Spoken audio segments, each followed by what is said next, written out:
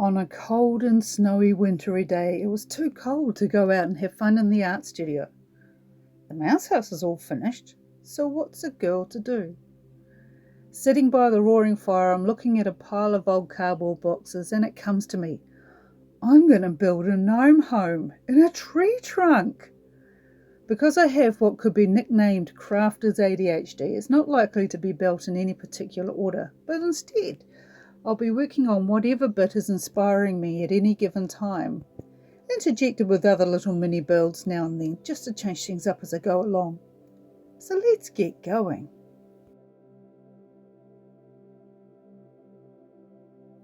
I started off stacking the boxes in all sorts of different ways until I could visualize the size and the shape of my gnome home. And then I used masking tape to stick them together. I cut off any excess box flaps that I didn't need and used some of them to strengthen weak spots.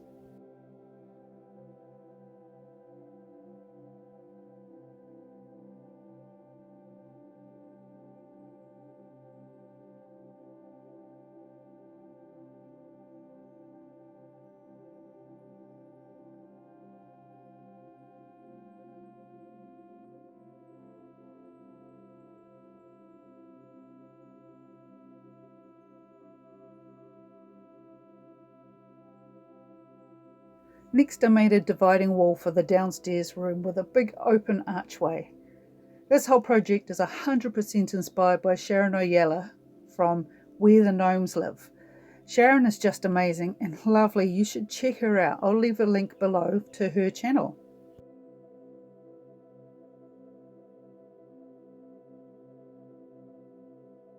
So this is where I got up to. At this point I still wasn't 100% sure on what each room was going to be used for as yet, and I'd started drawing doorways and windows in to see if they'd work well with the design. Some of them I ended up keeping, some of them I didn't. It's all part of the creative fun, exploring different ideas and options.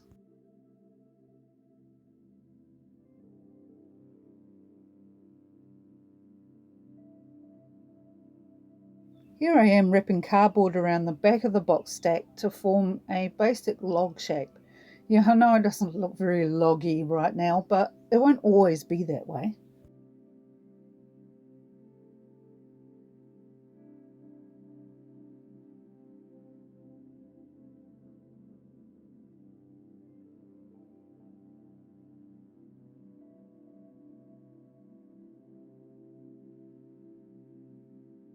If you're new to this channel, click subscribe so you don't miss any new uploads. If you enjoyed the video, hit the like button and don't forget to leave a comment. I'd love to hear from you.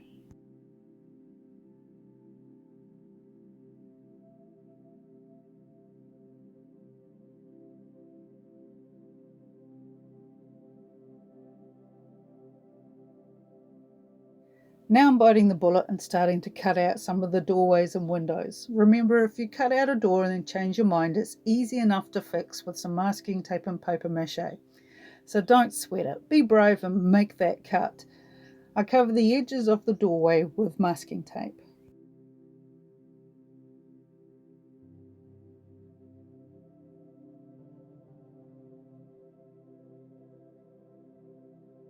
Now, when I made that comment in the beginning about my crafter's ADHD, I just want you all to know that in no way am I ever trying to minimize or make light of people who have ADHD. Mr. Nessie and one of my little monsters both have ADHD, and I see daily how it affects their lives. Our family just uses humour a lot as a coping mechanism. This doorway was a lot thicker, of course, so I used scrap cardboard to fill in the gaps before taping over it.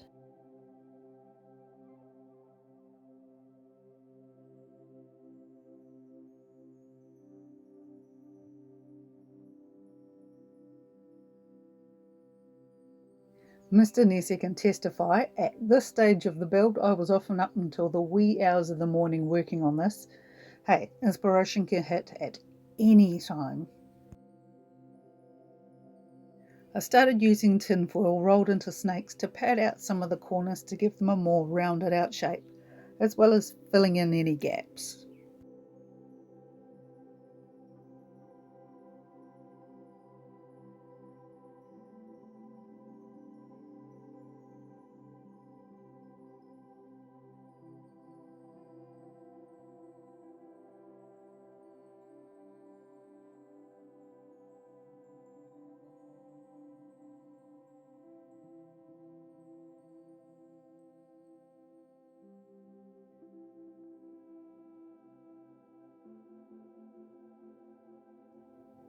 So here it is right now. I've been working on it as I'm trying to figure out how I want things to be. I haven't got a fully finished vision in my head, so it's all making it up as I go along. What I've done at the moment is I've put a little mezzanine floor in here, and I've got to secure that down properly. This room, if I can find the right pieces, I'm going to turn it into like a observatory. So I'll cut a hole in the ceiling and have some kind of dome or window in the ceiling to look up at the stars. And because there's that step down, I'm going to make some steps so our characters can walk down. This is going to be a bit of a roof. I have, these windows are going to be like knots or stumps on the side. There's another one over here. Some of the floors I've extended out just to add a bit more roundness and shape variety.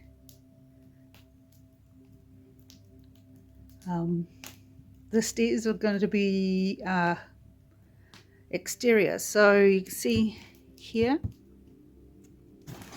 the stairs at this point. I'm planning on making them come round up here, have a little platform to go into the upstairs, and then continue on up to here to get into the third level, and then to get up into the observatory up the top, which is through that doorway there. I'm thinking about building a spiral staircase. This is just here to visually represent it while I'm considering it. As you can see, some structures I have started building up. Now these are made out of tinfoil. And I've just like rolled up big tubes of it and then masking taped it into place. You can secure it with hot glue in the first instance to hold it while you're putting the masking tape on. You've got to completely cover it. See, I've missed a little spot, and I've got a cover down there as well. All the surfaces on the inside will need, and outside will need to be ultimately covered in masking tape before we can do the paper mache portion. But I'm leaving the floors in each room for now because I'm going to make a separate flooring panel that will slot in, and that will cover the floors. So I need to paper mache the walls and the ceilings. I'll have to do it over this platform too, which will have a ladder going up somewhere and a little railing perhaps, because, you know, safety first. I'm just slowly starting to think about how I want these rooms to be used or set up. I thought maybe this one could potentially be a bedroom, so I've made a mock-up of some bunk beds. Imagine these all covered over the paper mache, and then you can make little mattresses and blankets and pillows to sit in there. Thinking maybe a window seat under the window. I'm not sure yet. Possibly a dining room in here, a kitchen in there.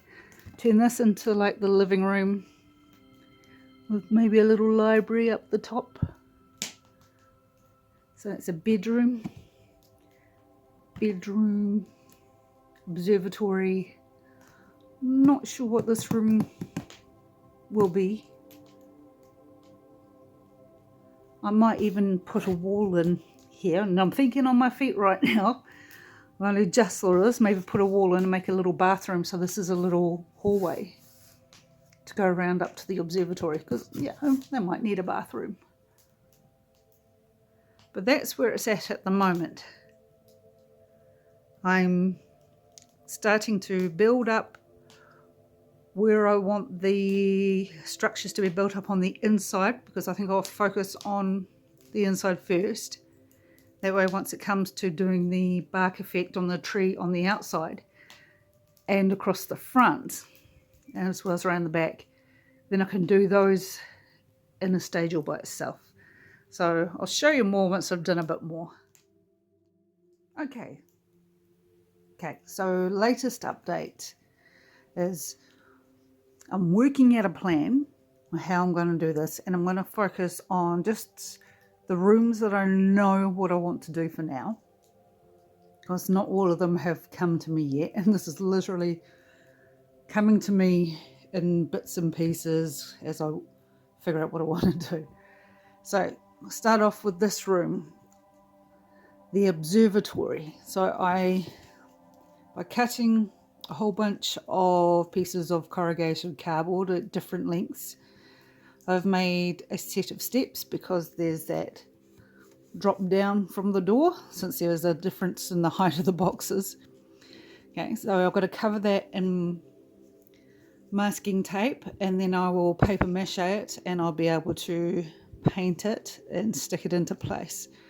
I have to masking tape the walls, and then I can paper mache over them. I need to cut a hole in the roof, because like I said, I'm calling it the observatory.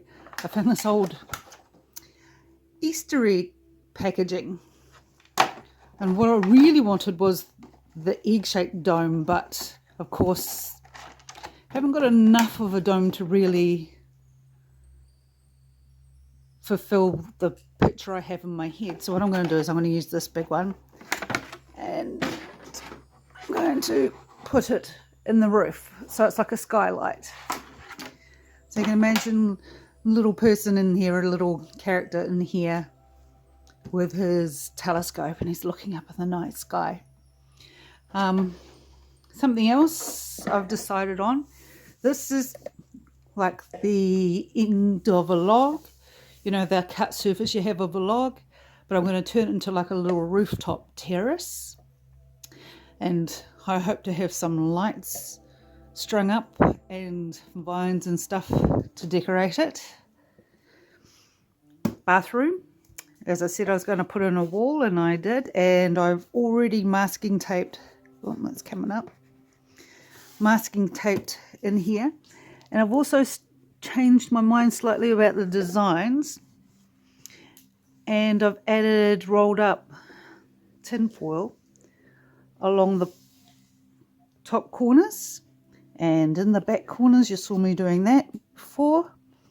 I just wanted to round them out a little bit, make them a little more organic shaped, and then I absolutely covered the walls and the roof with masking tape so I can paper mache over the top of them. Once I've paper mache'd them and that's dried, then I'll probably stick a coat of jib stopping or drywall compound, just to make a really nice surface, and then I can paint over that. I found this little lightweight aluminium tin. One of my asthma inhalers actually came in it from the chemist. So I've been thinking about ways to smooth out the sides and make that the bathtub, and have a little shower that goes over the top of it, have a little toilet in here. Then I have to think of the flooring and what kind of floor I want in there. So I'm going to do that room.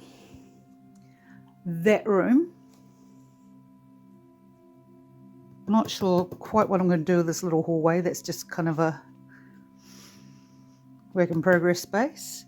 And this bedroom, I've got some big ideas for this bedroom, and you can see here how the floor extends out and curves, and that's going to be like a little balcony, and the other bedrooms ended up with a balcony too, and both of them ended up with the knot holes for windows. I don't know how I managed to do that accidentally, but here we go.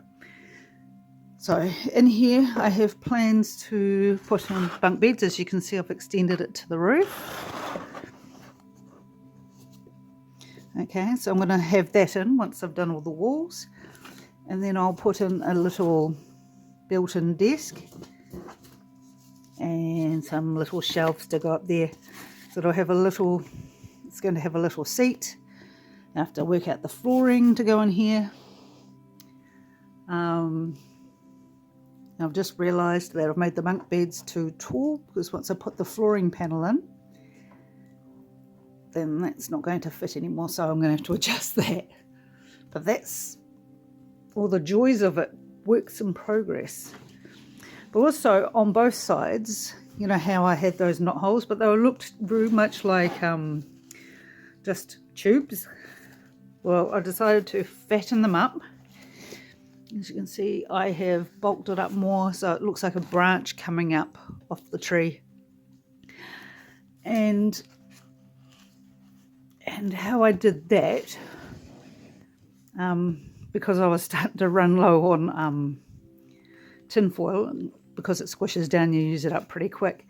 What I did was I rolled up newspaper, and then I wrapped tinfoil around that to hold it tight and scrunch it together, and that gave me the bulk to wrap around a whole bunch of times to build that up. And then I, of course, masking taped it all on. Now if you want to save a little bit of masking tape, what you can do is hot glue just to hold it in place, and then you just do the masking tape over the top. Oops, see more tape sticking up.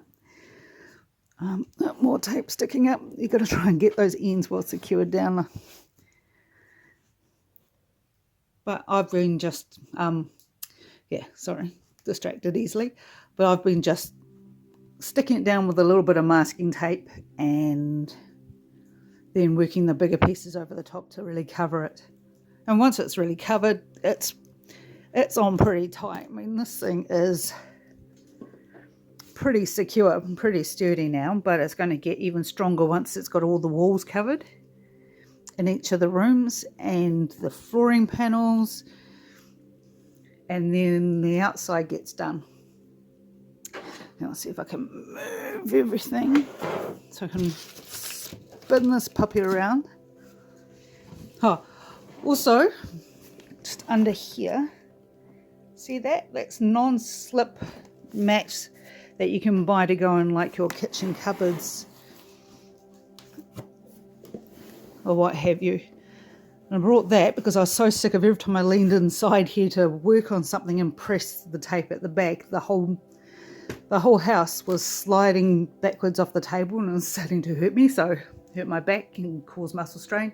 So what I did was I put the non-slip mat underneath, and that has actually saved that problem because it's not slipping away all the time. Right, so I've turned this around. What I'm going to show is a rough line I have drawn down from this door hole down here for the staircase to follow up the side, and my camera work is terrible, to this doorway. So there'll be a little platform here, and then it's going to come up to here. There's thoroughly uneven part, but we can build that up and make it better later. What I'm going to turn this is like an extension log part with the roof there. I've mentioned that before. So that's going to have that whole like spirals of log in there as well. So it's like two separate logs kind of thing. But here, toying with the idea of a spiral staircase, but I actually had a dream last night. And this is where I get a lot of my craft ideas. Literally, I dream them up sometimes, to maybe have like just a little ladder. So you can come out this door and climb the ladder onto the rooftop terrace to get into the observatory. And I'm going to have like extended bark coming around here, and it'll round it out a little bit. And somewhere up here will be where we hide, create a little space up here somewhere to hide the battery pack. I'll show you that in a second. Right, so quickly pause you for a moment. The battery pack I'm talking about is here. So I've got this 5-meter string of LED lights. Right, nice and bright, very pretty. It's the same kind of lights that I put in the mouse house, except much longer. And what I'm going to do is at some point poke holes in the walls and some of the floors and ceilings and have the battery pack up here and then have it strung and threaded all through every room in the house, all the way through to this room. And that way we can turn the lights on and light up the entire house. And by my estimates, that should be enough of lights. So if I thread it up properly, I'll be a very happy camper. And what I have to do is, before I plaster and paper mache the ceilings, is when I'm going to have to get the lights all threaded up.